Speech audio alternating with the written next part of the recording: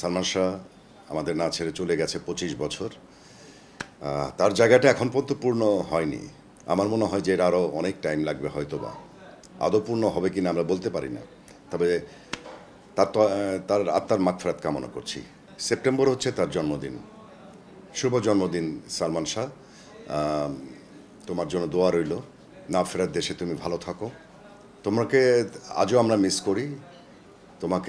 তোমার ছবি এখনও দেখলে মনে হয় যে না, তুমি আসলে অল্প সময়ে অনেক নাম করেছিলে। আমার সাথে ভালো সম্পর্ক ছিল, তার পারিবারিক একটা আমার সাথে সম্পর্ক ছিল, প্রায়ই দেখা হতো। আসলে খুব মিশুক ছিল।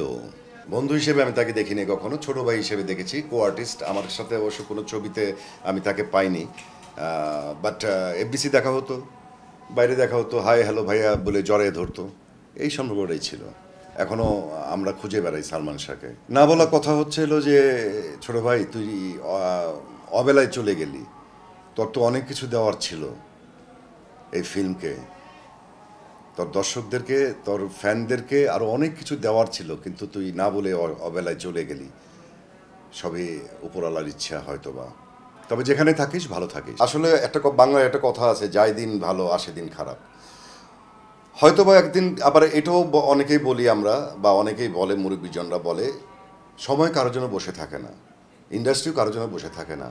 হয়তো একজন অমিত হাসান না থাকলে ইন্ডাস্ট্রি অচল হয়ে যাবে না, বা অন্য কেউ যদি চলে যাবার সে যাবেই।